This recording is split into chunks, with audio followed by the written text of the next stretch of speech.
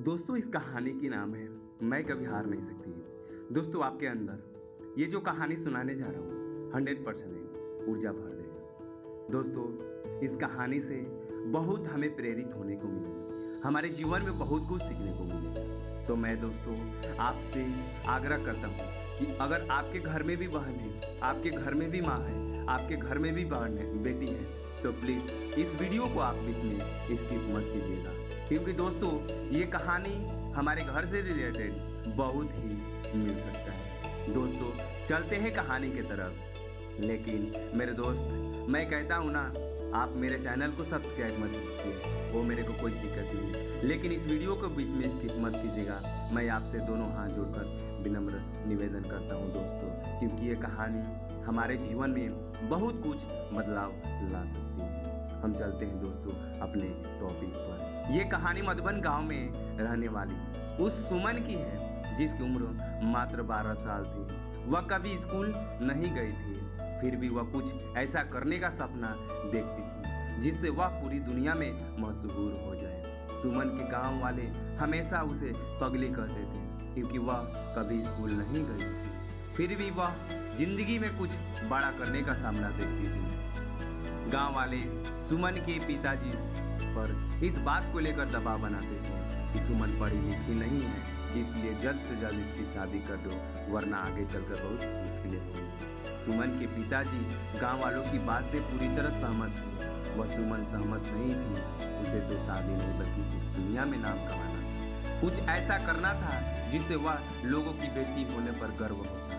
सुमन के लिए यह सब कुछ करना आसान नहीं था। गांव वाले इस बात से बेखबर थे कि वाकई सुमन क्या करना चाहती थी। वह किसी को इसके बारे में नहीं बताई थी कि वह एक अच्छी चित्रकार है।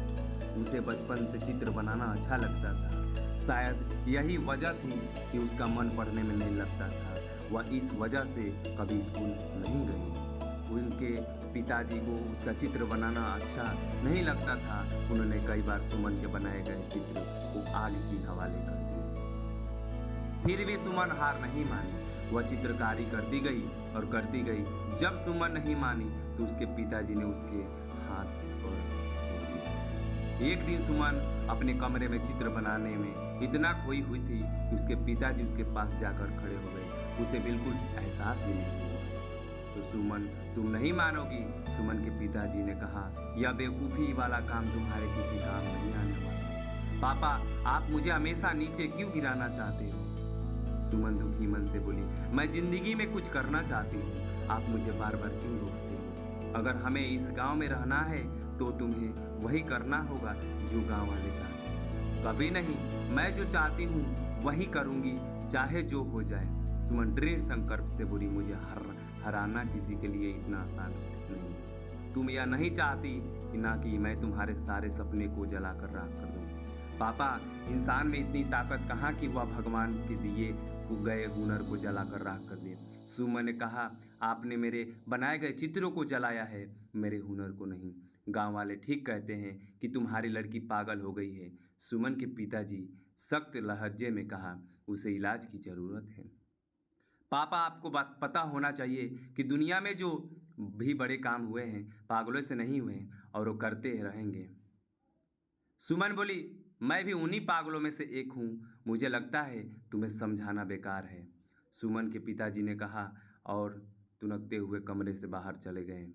मैं कभी हार नहीं सकती हूँ, इसी के जाने वजह से सुमन ने अपनी ज़िंदगी बदली। कैसे उसने अपनी सफलता को सफलता में बदला, हम आपसे चलते हैं दोस्तों। चलिए अब हम इंस्पायरिंग स्टोरी को। सुमन के लिए किसी को समझाना मुश्किल ही नहीं, नामुमकिन था।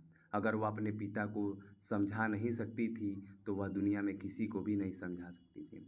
वह घर छोड़कर गांव से दूर चली जाना चाहती थी, पर वह इसे डर से गांव नहीं छोड़ना चाहती थी कि गांव वाले उसके पिताजी का यह कहकर जीना मुश्किल कर देंगे कि उनकी लड़की किसी के साथ भाग गई। गांव वालों ने तो बहस करके मौका ढूंढते रहते थे। सुमन जो भी करना था गांव में ही करके रहना चाहती थी। वह गांव वालों को सफल होकर दिखाना चाहती थी, ताकि वे अपने बेटियों को आगे बढ़ाने का मौका दे और उनकी बेटियों और पैरों पर खड़ी हो सके। दोस्तों एक दिन सुमन यह मन में विचार आया कि वह गांव में अपने बनाए गए चित्रों की प्रदर्शनी लाएगी और पास के 10 गांवों में प्रचार प्रसार कर ली जाएगी। दोस्तों इस कहानी से हमें क्या शिक्षा मिलती है?